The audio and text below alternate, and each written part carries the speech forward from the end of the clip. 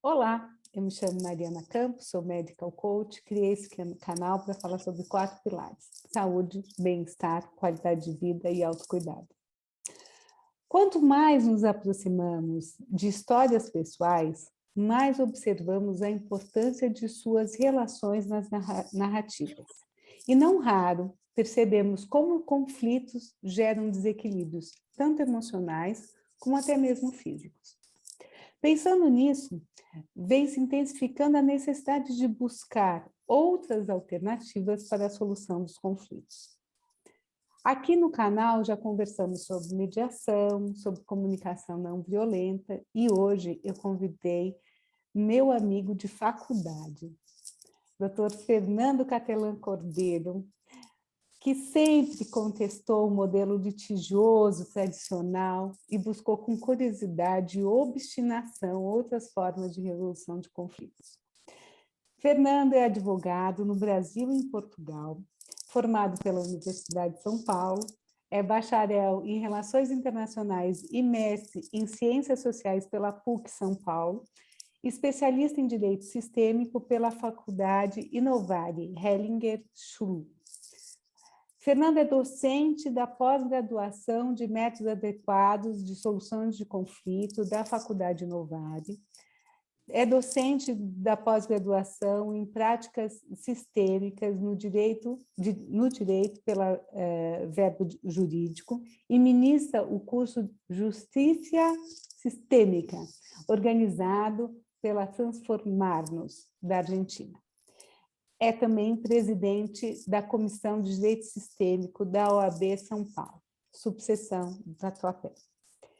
Fê, eu só tenho que dizer que eu estou morrendo de saudade, e eu estou muito, muito, muito feliz que você está aqui e que você vai conversar comigo e ter aceitado o meu convite para conversar. Então, seja bem-vindo, meu amigo. Obrigado, é uma honra estar aqui com você. Você sabe que você é uma pessoa que está no meu coração, sempre esteve, né? Desde os bancos da faculdade, né? A gente compartilhava as nossas inquietações, né? Sentávamos sempre um ao lado do outro, trocando, quando não era nos bancos da faculdade, fora da faculdade. E como você sempre, como você já disse, né? Sempre contestamos, sempre buscamos novas formas, né? E essa busca para mim era desde a faculdade eu já me questionava, né? Eu falava, poxa, né? O direito é só isso aqui? Tem muito mais, é muito mais amplo, né? E eu acho que eu compartilhava isso com você. E através disso, né? Depois na vida profissional a gente vai fazendo a busca, né? Buscando novas formas de trabalhar, novas formas também para a nossa vida, porque eu acho que isso é muito importante, né? Esse processo de autoconhecimento, da gente olhar para as nossas questões, para a gente poder trabalhar com o outro, né? Porque a gente aprende nos bancos da faculdade o direito, mas não se aprende a trabalhar com o próximo, com uma pessoa, né? Porque atrás de um processo existe uma pessoa, uma família, né? Com toda a sua história. E a gente não aprende isso. Então, isso me inquietou desde a faculdade e durante a minha vida profissional, até que eu fui fazer minha busca aí pessoal e profissional. Muito bom. E aí eu queria, para começar, queria que você explicasse um pouco essa abordagem sistêmica, né? E como ela funciona, para a gente poder entender. Tá. Então, através dessa busca, como eu disse, dessa busca pessoal, né? Eu conheci em 2009 a filosofia da constelação familiar, né? Que na verdade é uma abordagem, digamos, de cunho. Eu não gosto de dizer que é terapêutico porque não é uma terapia, né? Mas é uma abordagem filosófica, digamos, né? Que claro que tem uma consequência terapêutica, né? Que foi, digamos, descoberta, porque as descobertas, como a gente conhece hoje, foram feitas pelo Bert Hellinger, que é um alemão, era um alemão, faleceu. E a partir disso, né, depois de 2009, eu fui buscar, como disse, fui buscar novas formas de trabalho, então fiz a formação em mediação,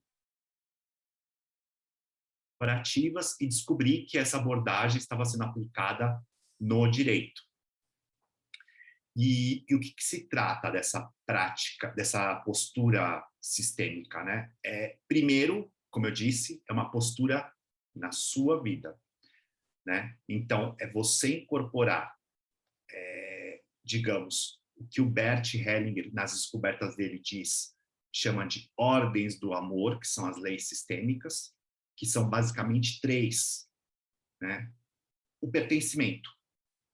Todos nós pertencemos a um sistema familiar, a um sistema, quando não é numa família, numa organização, numa instituição educacional, todos pertencemos. Inclusive, no caso da família, o Bert fala dos vivos e os mortos. Então, aquelas pessoas que nasceram e morreram em terridade, ou os que foram abortados. Lembrando que os abortados aqui não tem nenhum juízo de valor, não tem nada de moralidade, não existe isso. Mas todos fazem parte. Muitas vezes, numa família, aquelas pessoas que são tidas como não muito boas, né? Então, antigamente, como a gente falava das grávidas, né, que eram mães solteiras e que eram mandadas para uma outra cidade, elas eram excluídas, né? E as pessoas não queriam nem falavam do nome, ou muitas vezes aquela pessoa sim voltava, mas já voltava sem o filho, também um excluído. Então, todos fazem parte, né? Todos pertencem. A segunda ordem é a hierarquia. Cada um tem o seu lugar dentro do seu sistema familiar. Isso também, como disse, dentro de uma organização ou dentro do sistema educacional. Aqueles que vieram antes têm precedência em relação àqueles que vieram depois. Parece um pouco lógico isso, mas muitas vezes, nas relações, digamos, dentro da família, isso não acontece de fato, né? Por quê? Porque às vezes um filho, né, vendo que os pais ali estão num conflito, os pais se separaram, de repente o pai foi embora, né? Os pais se separaram e o pai foi embora. Um dos filhos sai do lugar de filho e assume um lugar que não é dele. Acaba sendo o marido da mãe ou do pai. Aqui a gente não está dizendo marido, né, literalmente, mas ocupa um lugar que não é dele. Então, estando ali todo o tempo apoiando a mãe, né, assumindo como pai dos irmãos. Só que esse filho, ele não consegue ocupar um lugar que não é dele. E ele perde força e não consegue ajudar. E aí, quando ele também vai para a sua vida adulta, ou ele vai ter um relacionamento, ele vai ter um problema de relacionamento, porque ele vai continua olhando para a família de origem. Então, isso traz consequências, conflitos dentro do sistema familiar e conflitos, claro, internos, que inclusive podem causar doenças, né? A terceira é o equilíbrio das relações, equilíbrio entre dar e tomar. Né? Que as relações elas devem ser equilibradas. Há uma relação que ela não é possível de se equilibrar, que é a relação entre pais e filhos. Os pais dão, os filhos tomam, né? Porque os pais deram algo que nós não podemos devolver para os pais. Mas como a gente pode devolver isso para os pais, né? Que é a vida, na verdade, né? Como que a gente devolve a vida para os pais? Na verdade, a gente devolve para o mundo, através dos nossos filhos, através do nosso trabalho, né? Através das coisas que nós fazemos a serviço da vida. Então, uma relação, por exemplo, de casal, vou dar um exemplo de uma relação de casal que acho que fica mais claro. Uma relação de casal, por exemplo, em que um dá muito, né? Lava, passa, cozinha, trabalha pela pessoa, paga os estudos. Aquela outra pessoa se sente em dívida, porque muitas vezes ela não consegue devolver aquilo que a outra pessoa faz, né? Ela se sente tão em dívida, o que ela faz? Ou ela sai da relação, ou ela trai, né, para poder sair da relação, porque ela não consegue devolver. Então, para que a relação possa crescer, ou ser uma relação interpessoal, entre iguais, né, um dá, o outro devolve. Parece meio óbvio, mas muitas vezes isso não acontece. Um relacionamento de casal, por exemplo, um dá um pouco, o outro vai e dá um pouco mais. aí o outro vai dar um pouquinho mais. E assim a relação de casal vai crescendo.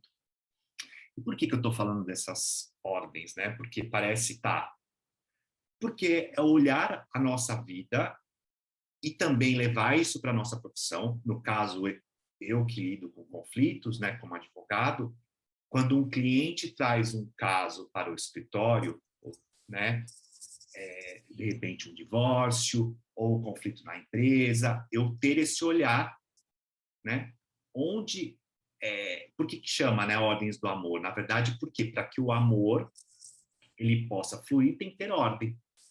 Então eu vou buscar onde o amor aqui foi interrompido, onde há um desequilíbrio, onde está aqui a relação fora de lugar, as pessoas estão fora de lugar, né? Alguém foi excluído? Se alguém foi excluído, cabe a mim, como profissional, conduzir o cliente a olhar para isso, né? E então, assim, isso primeiro eu tenho que fazer com a minha vida, né? Para depois poder olhar para o cliente dessa forma, né? E outra questão, isso eu falo, né, do olhar, isso dessa, digamos, em relação aos conflitos, mas também a minha postura como profissional no sentido de, quando chega um cliente, para mim, eu tratá-lo não como, no caso do advogado, né? Eu sou advogado, eu tenho conhecimento jurídico, então eu sei o que é melhor para você, o melhor para sua vida. E começo a querer de certa forma, dar conselhos para o cliente de como ele deve conduzir a vida dele. Que isso é comum para nós advogados, né? E dessa forma, eu não consigo ajudar o meu cliente. Por quê? Porque é como se eu me colocasse acima dele e como se eu me colocasse como pai dele. Então, é muito comum entre aquelas pessoas que trabalham como advogados, mas também nas profissões de ajuda, dizer, nossa, o cliente, ele não tem limite, ele me liga fora de hora, né? Ele quer algo de mim que eu não posso dar. Aí eu pergunto, será que a questão é que está com o cliente ou está com você que se colocou num lugar que não é o seu? Porque muitas vezes a gente se coloca nesse lugar de pai do cliente. Eu sou o salvador. Eu tenho conhecimento técnico, então eu posso ajudá-lo. Só que aí, e por que eu estou falando isso? Porque quando eu me coloco nesse lugar, na verdade, eu estou só refletindo algo que é do meu sistema familiar, porque muitas vezes eu estou fora de lugar na minha família. E se eu estou fora de lugar na minha família, eu não consigo me colocar como o último, a serviço do cliente. Né? Então, estar numa postura, isso como advogado, quando atendo o cliente, uma postura de não julgamento, sem intenção, sem querer salvar o cliente. Nós, advogados, sabemos que somos os primeiros, isso a gente aprende também na faculdade de Direito, somos os primeiros juízes da causa. Né? Temos aqui no DNA a questão do julgamento. Então, para a gente é um exercício esse não julgamento, né? O não querer salvar. E outra coisa muito importante, assentir, dizer sim. Sim para tudo como é e tudo como foi. Tudo aquilo que o cliente traz ali, dizer sim. Então, a partir dessa postura de não julgamento, de dar somente aquilo que eu tenho, né? Não querer dar algo que eu não tenho para o meu cliente. Olhar para o meu cliente como alguém, como um indivíduo que está dentro de um sistema. Ou seja, a gente muitas vezes olha o cliente, quando está ali contando a história dele, como um ser isolado. Só que ele, quando ele chega ali, ele está trazendo toda a história dele, todo o sistema familiar dele, tudo aquilo que aconteceu, todos os sistemas de crenças, todas as dores. Ele traz ali tudo naquele momento e despeja para você. Né? Quando eu posso olhar, ampliar esse meu olhar através dessa postura de não julgamento, sem intenção, de centramento, que também isso é muito importante, porque às vezes o cliente está contando a história dele, eu já estou buscando a solução jurídica nem ouço, nem consigo observar os detalhes. Não consigo nem olhar para ele, olhar para os gestos. Eu não consigo, você entende? Não consigo me conectar com ele. Então, a partir disso eu posso ajudar. A partir desse momento que eu tenho essa postura, eu consigo sim ajudar o meu cliente. E tem me trazido grandes resultados, né? Eu vejo a diferença do meu trabalho antes e do meu trabalho depois. Inclusive, para minha saúde pessoal como profissional. Porque antes eu me sentia carregando nas costas os problemas dos meus clientes. Eu tinha que salvar o meu cliente.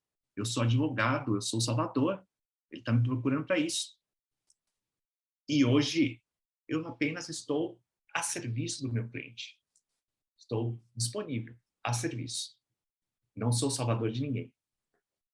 O que eu estou escutando, Fê, eu acho que é muito interessante você estar trazendo, porque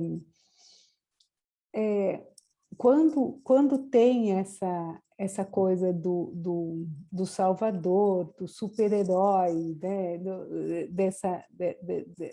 Desses superpoderes, que, na verdade, quando alguém procura um advogado, ela quer uma prestação de serviço, ponto. Né? Na verdade, as pessoas se imbuem por... Não raro a gente vê isso na atividade da profissão, ou em outras profissões também. Hoje eu trabalho como coach, mas o que a gente acaba percebendo é assim, nessa postura de salvador, você desequilibra, o que você está me dizendo é isso, né? Você desequilibra o sistema, você desequilibra, inclusive, a relação que você está se colocando você deixa de ser um prestador de serviço e você passa a ser o cuidador, né? O que arranja a solução, o que resolve o problema do outro.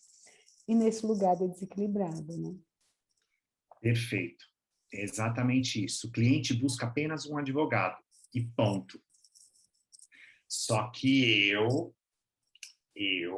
né, como já tenho digamos, uma desordem minha, pessoal, no meu sistema, eu me coloco nesse lugar de salvador.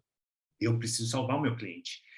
E mais, se eu não estou nessa posição centrada, sem intenção, se o cliente contar uma história para mim que tem a ver com a minha história, eu sou capturado por essa história e vou fazer justiça da minha história através do meu cliente. E às vezes o cliente nem quer que você faça a justiça toda. Às vezes o cliente quer uma mediação. E aí eu viro para o cliente e falo, não, isso aí cabe danos morais. Exatamente. Isso aí... E aí começo, mas na verdade não é do cliente, é meu. É óbvio. Desculpa, pode... Não, é só porque, assim, não raro na atividade de mediação, eu cheguei em alguns momentos a perceber, assim, advogados, que a parte já estava se compondo com a outra, mas o advogado não deixa, né? Fala, não, calma aí, não é assim, não. Porque é do advogado, não é do cliente. O cliente não quer. E aí que tá, em que lugar que está esse advogado? Né? Porque quando ele diz, não tá, não é certo. Quem que diz isso? Não é certo, não faça isso. É um pai para uma criança. Um adulto para uma criança diz, não pode, não faça. O advogado se coloca nesse lugar, né? Acima, como se o cliente dele fosse uma vítima, um pobre coitadinho e que não sabe dos direitos dele, mas quem sabe da vida, do dia a dia, enfim, das suas relações, é o cliente, não sou eu. Agora, é claro que, né, eu tenho o dever de instruir juridicamente o meu cliente, mas quem toma a decisão é o meu cliente, não sou eu. Se ele disser, tudo bem, doutor, estou entendendo que é assim, mas eu não quero. E eu vou dizer, ok, tudo bem. Você quer o caminho mais difícil? Né? Difícil entre aspas, porque aqui já estou julgando. Né? Mas você quer esse caminho, e que talvez seja mais difícil? Tá tudo bem. E aí cabe a mim querer acompanhá-lo ou não. Porque eu também tenho esse direito de falar, olha, até aqui eu posso te ajudar. daqui em diante eu não posso. E isso requer muita humildade. E que muitas vezes nós, como profissionais do direito, não temos. E o que eu acho interessante, porque o que você está trazendo essa posição sistêmica muito no teu trato como advogado, né? E isso é muito legal, mas assim, a gente vê que existe também um movimento dentro do judiciário brasileiro que trouxe também essa abordagem sistêmica para a resolução dos conflitos mesmo, né? Então, assim, a gente vê que tem, até um colega nosso de faculdade, né, que incorpora isso no julgamento dos conflitos, né? Então, eu queria que você, se puder também trazer essa abordagem, porque, e, na verdade, o que você está me dizendo é uma abordagem, né? A partir do momento que... Uhum. Que na verdade, assim, para que eu possa também, ele, né, digamos, para que se possa trabalhar, no caso dele, ele trabalha com a constelação propriamente dita. Uhum. Para que eu possa facilitar uma constelação familiar, eu também tenho que ter essa postura, tá? É a mesma coisa, sem intenção, sem julgamento, sem querer salvar, porque dentro da constelação eu posso querer salvar, eu posso ter intenção. E aí, na constelação familiar, tem um campo que atua, né? Que se chama de campo morfogenético, e que naquele momento os representantes eles vão se movimentando, né? E que vão mostrar a dinâmica que está oculta, né? E a partir do momento que ali no caso constelado, né, a pessoa que está ali, ele vê aquela dinâmica, ele pode tomar uma nova consciência. Quando eu faço o trabalho com o meu cliente, as perguntas que eu faço com essa postura, eu também levo, não preciso fazer esses movimentos, eu também conduzo o cliente a olhar para algo que ele não consegue olhar, através das perguntas. É como o trabalho, aí eu faço um paralelo com o trabalho do coaching, né? As perguntas que você faz para o cliente, ele poder enxergar algo que ele não está enxergando, né? A mesma coisa no caso da filosofia da constelação familiar, né? Com essa postura sistêmica. Eu também faço perguntas, né? Para o cliente, baseada nessas, digamos, nessa filosofia, e ele também vai chegar a um lugar que ele não consegue olhar. E a partir do momento que ele toma consciência, ele fala, então quer dizer que eu, na verdade, estou brigando com meu marido ou com a minha esposa porque eu, quando era pequeno, também via minha mãe brigando com meu pai. Estou dando um exemplo qualquer, X. Então, por isso que eu também brigo com ela. Porque ele pôde olhar para algo que ele não via lá atrás. Que ele não conseguia olhar. Porque era uma dor dele, e ele não consegue olhar. Então, a partir dessa postura, a partir desse trabalho, você pode ajudar. E é um trabalho para a resolução de conflitos. O objetivo aqui é resolução de conflitos, não é terapêutico. Quando se leva, esse trabalho começou, no caso das constelações familiares no judiciário, começou em 2012 com o Sam Stosh, que é da nossa turma da Faculdade de Direito, lá no Tribunal de Justiça da Bahia. E ele apresentou um projeto para o Tribunal de Justiça da Bahia, que, na verdade, em que consistia esse projeto? Uma palestra informativa a respeito das dinâmicas, né? Então, era uma sobre heranças e a outra sobre separação de casal. E falava dessas dinâmicas e depois ele fazia um convite para quem queria olhar para uma questão, poderia olhar para essa questão, né? Através da constelação familiar. E ali ele fazia a constelação. E isso depois ganhou o prêmio Novari, né? Acho que em 2014, se eu não me engano, e outros juízes do Brasil viram esse projeto dele, viram os resultados que tinha esse projeto, e começaram a levar para os seus estados. E aí isso se espalhou. Então, assim, quase todos os estados do Brasil, se não todos, tem um projeto de constelação familiar dentro do Poder Judiciário, né? E aí, no caso dos advogados, tem advogados, por exemplo, que também constelam dentro do escritório, e tem advogados que utilizam somente da postura, né? No meu caso, eu vejo que o que já traz resultado só a minha postura, traz grandes resultados. Por que eu falo aqui da postura? Porque não é algo que eu preciso ser um constelador familiar, né?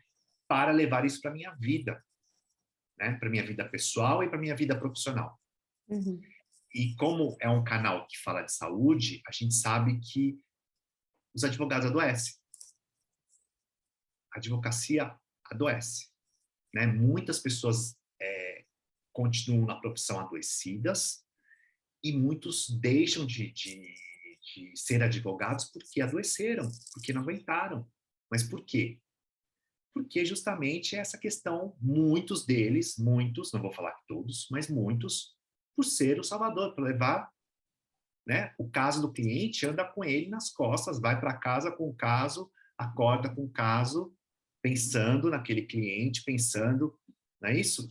E aquilo adoece a pessoa, né? A gente sabe que quando há uma desordem, né, quando o fluxo, como eu dizia, o fluxo do amor, né, ele é interrompido, ou seja, não flui, porque não tem uma ordem, ou o que quer dizer isso?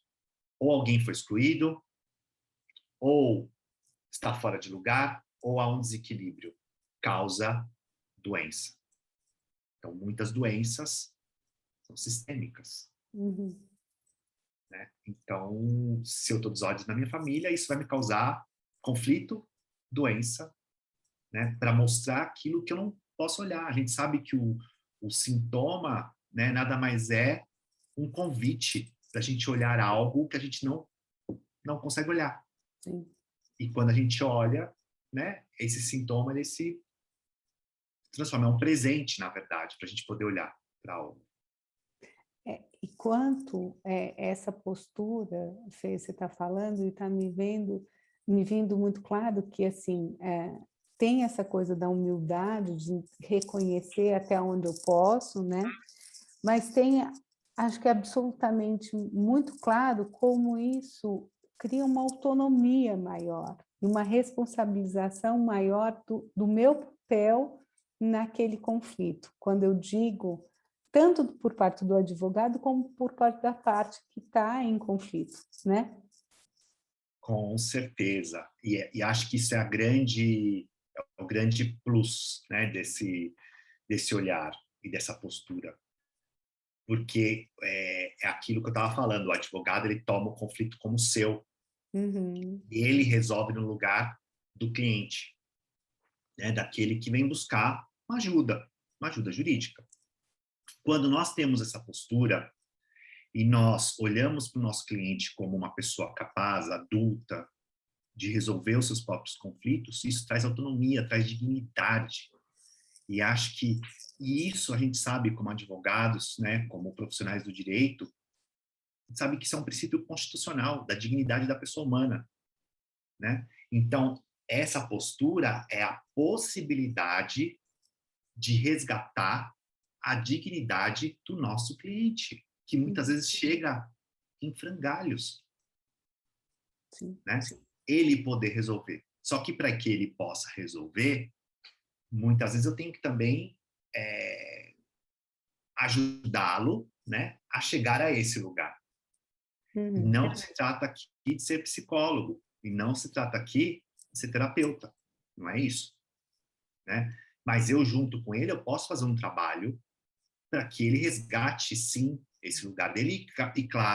E claro, isso eu deixo muito claro, e faço isso com meus clientes, quando eu sinto que é necessário que ele vá procurar um profissional, né? Eu falo para ele, sugiro, não falo para ele, vá procurar um, não, porque senão é o pai, dizendo, olha, filhinho, vai buscar. Não, você não, o que te parece, né? O que você, que te vem quando te fala da palavra terapeuta, alguma coisa nesse sentido. Na hora a gente se conecta e fala. Mas uma sugestão para que ele possa refletir a respeito, buscar uma ajuda, porque às vezes é necessário buscar ajuda antes dele resolver o conflito dele, ele precisa dessa ajuda, porque ele não está em condições. Até para se fortalecer, né? Se fortalecer e tomar uma decisão, às vezes, sobre a sua vida pessoal, um divórcio, a respeito dos filhos, né?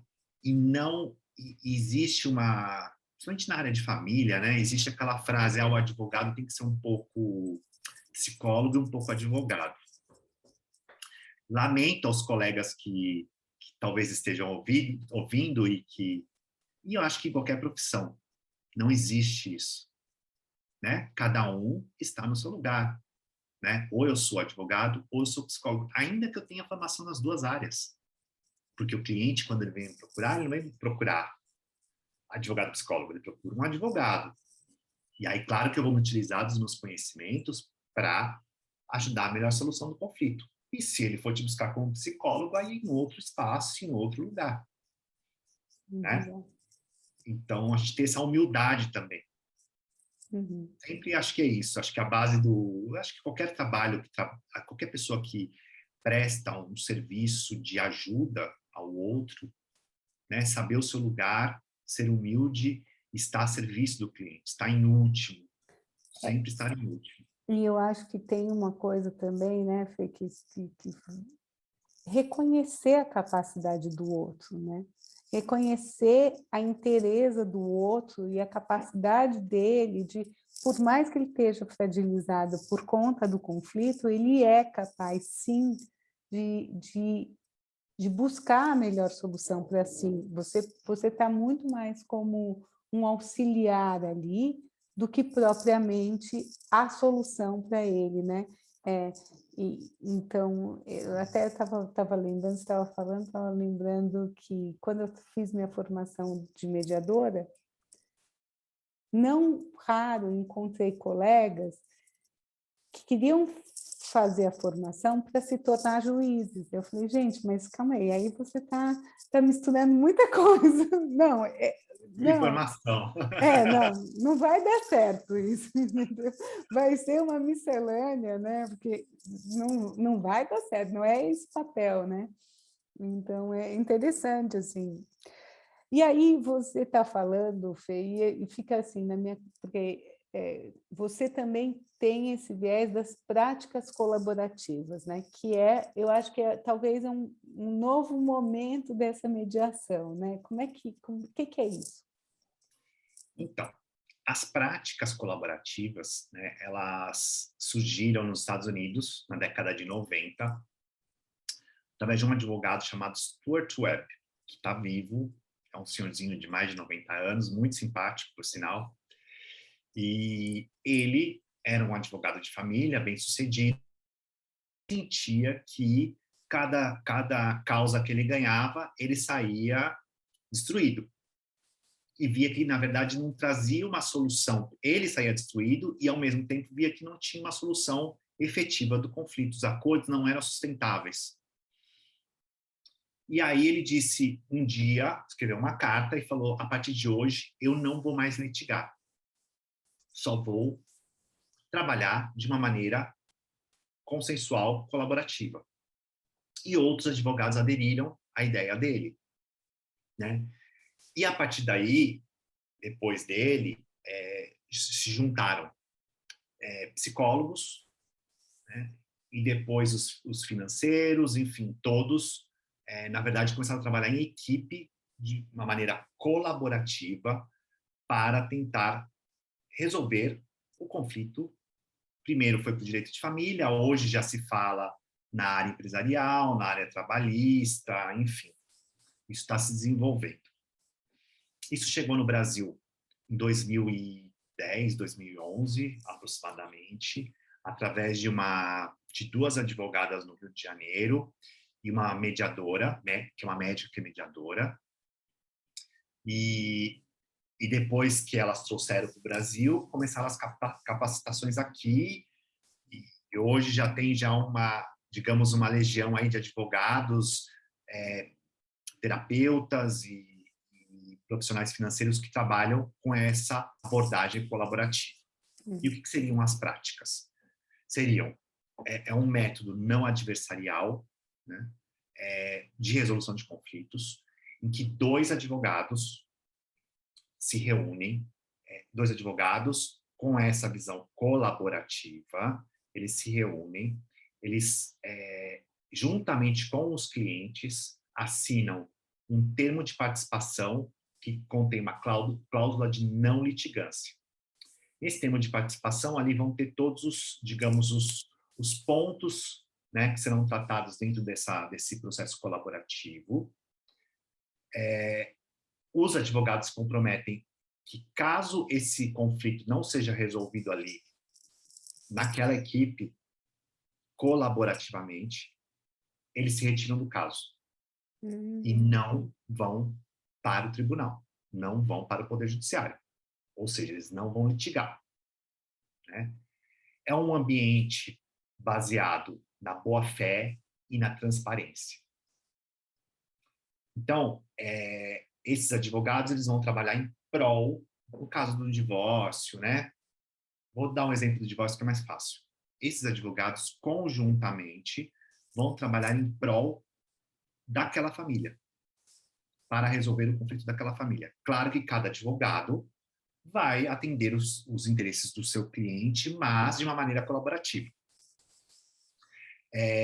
Caso aqueles clientes e aquela equipe sinta a necessidade de chamar profissionais, justamente porque aquele cliente não está numa condição física ou psicológica para resolver o conflito, chama-se os profissionais, que a gente fala profissionais de saúde, que pode ser um terapeuta de família, pode ser um psicólogo, assistente social, né, que tenha também esse espírito e tenha uma capacitação em práticas colaborativas. Se tiver filhos, o casal tiver filhos e tiver uma questão com os filhos, tem um terapeuta das crianças, né? E caso tenha uma questão aí financeira que não é resolvida, um profissional também com esse espírito colaborativo é também trazido para a equipe. E aí você vai me dizer, mas isso parece ser meio utópico, meio, né, ou muito caro, trazer uma equipe para fazer um divórcio.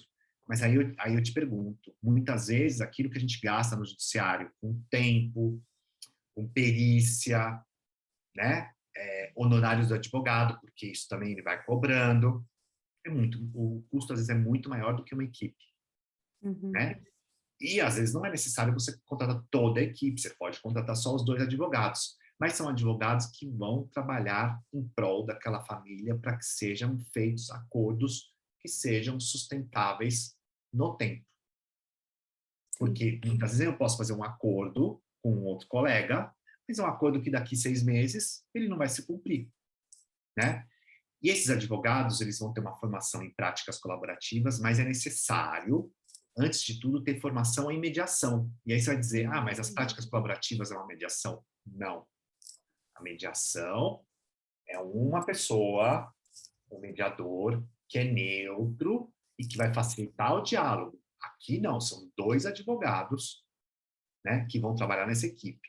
Mas a formação em mediação, em negociação, em comunicação não violenta, no sistêmico, a postura do profissional sistêmico, isso tudo facilita, né, para que os advogados possam utilizar. A gente sabe disso, das técnicas da mediação, né, que isso vai ajudar também o diálogo entre as partes e também para que essas partes possam resolver, os clientes possam resolver seus conflitos.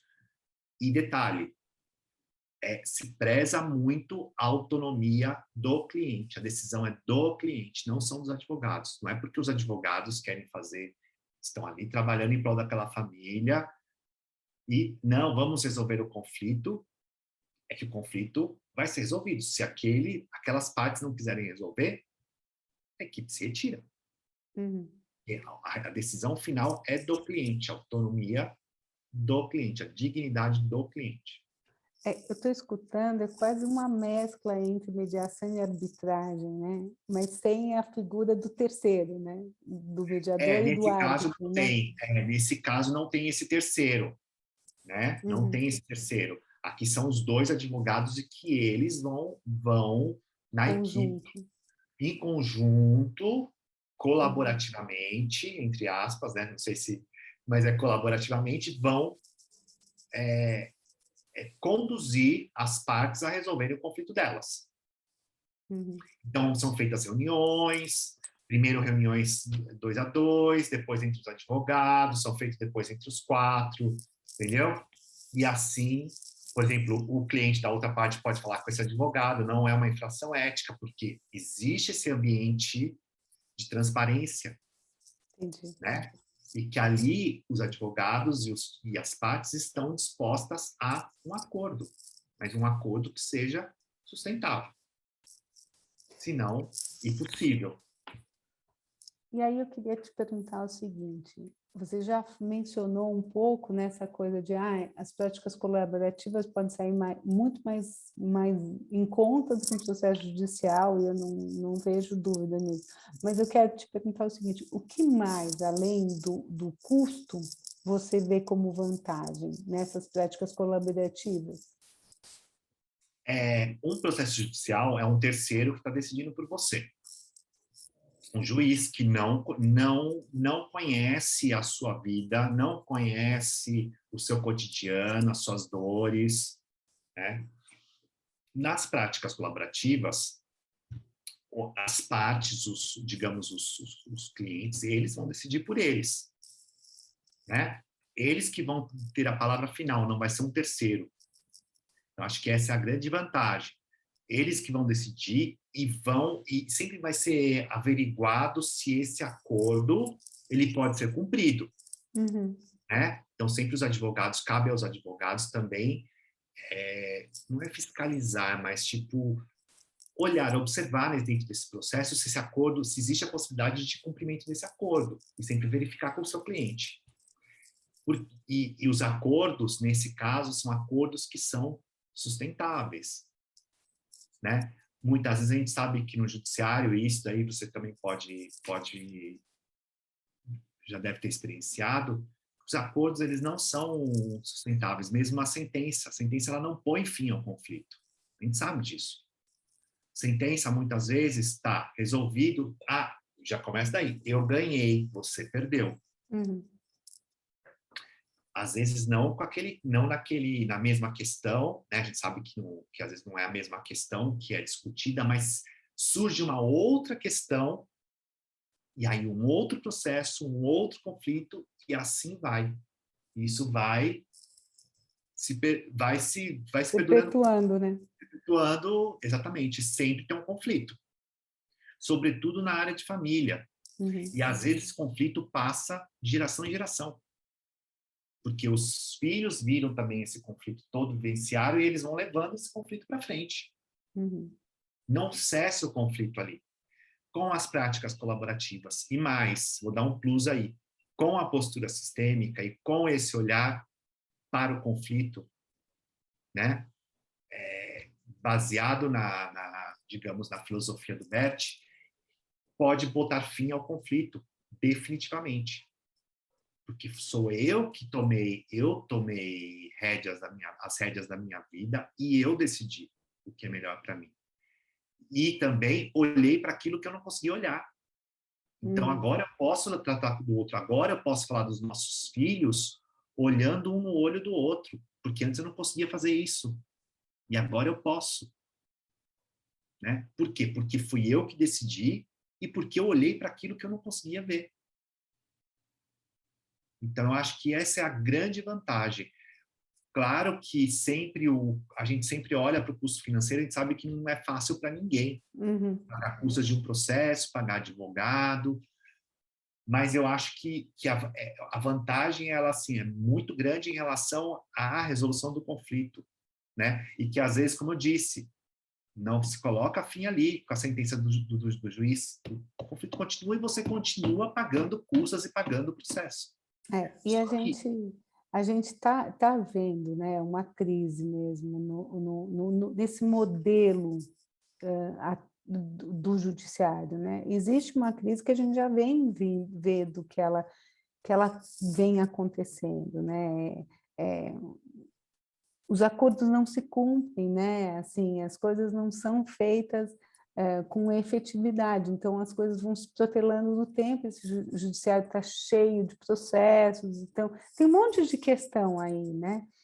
Então, eu acho que essas visões de outras maneiras de resolução do conflito acabam sendo mais efetivas, mas eu acho que você traz isso muito claro nessa tua fala aí, né?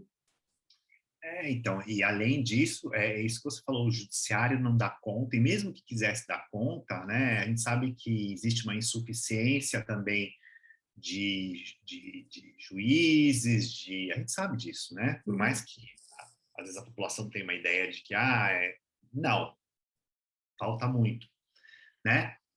E, por outro lado, o juiz, como eu disse, o juiz e mesmo os profissionais, por mais que tenham uma boa vontade, a gente sabe que tem juízes tem mudado, né? Tem uma visão muito mais ampla em relação a isso, e eles sabem que eles também não dão conta e que eles têm que buscar recursos, a gente sabe disso, mas nada melhor do que a parte, do que o envolvido no conflito resolver o seu próprio conflito, né?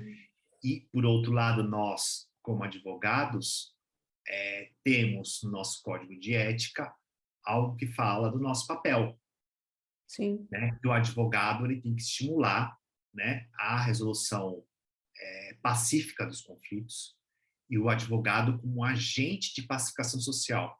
Sim. E aí eu te pergunto, quando eu me coloco nesse lugar de que quero me vingar de algo que é meu e aquilo que a gente fala do sangue nos olhos, e sou um advogado sangue nos olhos, será que eu estou cumprindo esse papel de pacificação social? Será que eu estou, já que a gente é tão legalista e tão preso à letra da lei, será que eu estou cumprindo aquilo que está na lei? E, por outro lado, e acho que isso é importante dizer, não é para todo mundo esse tipo de coisa. Tem gente que precisa do processo judicial. Tem gente que precisa de um pai para falar, olha, você tem que pagar a pensão alimentícia. Olha, você precisa pagar a dívida que você não cumpriu, você não pagou, agora você tem que pagar, tá? Ou essa sociedade tem que tomar essa medida, né? Às vezes é isso. Exato, precisa disso e tá tudo bem. O advogado, quando fala, vai acabar, esse modelo está fadado ao fracasso, eu acho que assim, as coisas estão mudando, a tendência é que isso cresça, né? A mediação, as práticas colaborativas, né? Essa advocacia consensual, né? Que cresça isso. Mas o advogado tradicional, ele vai continuar, porque tem gente que precisa de advocacia tradicional e tá tudo bem, faz parte. Lembra daquilo que eu falei da exclusão? Não é isso que todos pertencem? Aquilo que eu excluo causa um desequilíbrio, Sim. causa um conflito. Então, todos fazem parte. Então, eu vim dessa escola, eu vim da advocacia tradicional, nós viemos de uma advocacia tradicional, de um direito, viemos de uma faculdade de direito super tradicional, que falar de mediação nem se falava, era algo que, né? E a gente tem que honrar isso. Com A certeza. gente olhar para essa nossa história lá atrás, essa advocacia tradicional, esse direito tradicional, porque graças a esse direito tradicional é que hoje a gente pode falar de novas formas. E tem uma outra coisa, né, Fê? Querendo ou não, a advocacia ou o sistema judiciário, ele reflete seu tempo. O tempo está mudando, né? Então, outras formas de ver as coisas também são reflexões dessa evolução social. Então, assim, e não quer dizer que por conta dessa evolução tudo vai ser abandonado. Não é isso, mas existe um caminhar social, e esses reflexos estão se dando aí nas práticas mesmo. Muito legal. E aí eu vou te perguntar uma coisa, Fê. Você advoga em Portugal e você vive dando curso na Argentina, já morou lá, então, quer dizer, queria que você me dissesse um pouco dessa tua experiência para me dizer como é que está o Brasil diante dessas práticas alternativas? Como é que você vê isso? Olha, por mais que possa parecer que o Brasil é resistente a isso, pelo contrário, eu acho que o Brasil é uma terra fértil. Acho que até pela nossa mistura, né, nossa miscigenação, mistura de culturas, de religiões, eu acho que tem essa abertura. Eu vejo isso em relação a outros lugares que eu tenho passado, né? Já dei formação em Portugal, já dei formação na Espanha, na Argentina, né? E vejo que, eu digo nessa área até do sistêmico, né? Vou falar do sistêmico e posso falar um pouco das práticas. Nessa parte do sistêmico, o Brasil, sem sombra de dúvidas, no mundo, é o que vai na frente. O Brasil é o que, na verdade, da onde surgiu e que leva o modelo para outros lugares. Eu vejo colegas da Espanha, colegas de Portugal, da Argentina. Nesse curso que eu estou dando na Argentina, tem gente da Colômbia, do México. E quando a gente leva, né, esse curso tem participado, sou eu, né, eu sou coordenador do curso, então eu sou um dos docentes e coordenador, mas temos juízes, promotores, que são brasileiros, né? E quando a gente fala da nossa experiência aqui, os alunos relatam para a gente, falam, nossa, quem dera aqui fosse dessa forma, quem dera a gente encontrasse uma magistrada, como eu escutei, vi na semana passada, uma magistrada como você, que é a magistrada que está no curso, que tem essa visão sistêmica. Então, eu acho que o Brasil, nesse ponto, ele tá adiante aí. No caso das práticas colaborativas, é algo novo no Brasil, como eu te disse, desde 2010, mas pelo tempo que o Brasil tem, né, dentro das práticas colaborativas, eu acho que vai muito bem, obrigado. Acho que ainda tem um caminho grande, existe ainda um desconhecimento, existe, como sempre, tudo aquilo que é novo causa estranheza, assim como, por exemplo, a postura, a filosofia das constelações traz uma estranheza, a gente sabe disso. As práticas também, porque o que o advogado pensa? Poxa, mas como que eu vou ganhar dinheiro agora? E a gente sabe que ele vai continuar da mesma forma, entendeu? Só que a gente foi formado numa cultura do litígio, né? Desse litígio que traz doença, que traz conflito, mais conflito. Mas é assim, né? E então eu acho que o Brasil também nesse ponto ele está caminhando. Já existe o Instituto Brasileiro de Práticas Colaborativas, acho que desde 2014. Agora vai ter o terceiro congresso esse ano. Eu coordeno um curso na Faculdade Inovare também, junto com a doutora Mônica Gama, um curso sobre práticas colaborativas dentro da faculdade. Então, assim, algo que já tem acho que umas 7, 8 comissões de práticas colaborativas na OAB São Paulo. Então, isso está se espalhando no Brasil. E agora, lá em Portugal, eu faço parte, eu sou um dos membros fundadores da Associação Portuguesa de Profissionais Colaborativos, a PPC. E agora ela foi fundada faz uns 4, 5 meses, mais ou menos. Então, os trabalhos, como a gente sabe que na Europa, agosto, setembro é mês de férias, né? Então, agora a gente vai retomar os trabalhos e também para divulgar as práticas colaborativas lá em Portugal, que não contava com uma associação, é a primeira em Portugal, né? Tem na Espanha, tem na França, em outros países tem, mas Portugal não contava com a associação. E eu tenho a honra aí de fazer parte com outros colegas, brasileiros e portugueses. E é isso, assim.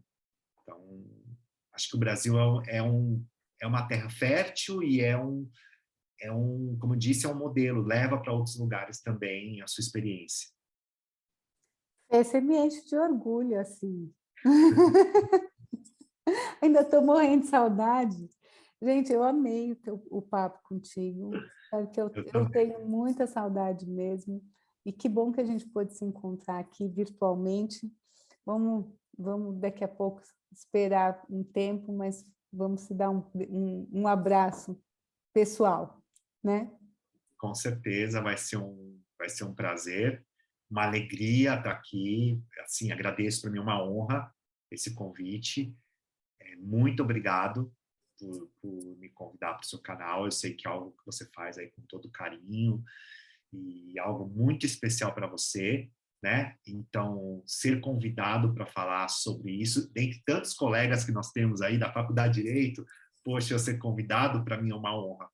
Então, muito obrigado, de verdade. Fê, eu vou deixar todos os seus contatos aqui na descrição da entrevista e fica com Deus, meu amigo. Um beijo. Você também, um Tchau. beijo grande. Tchau, tchau.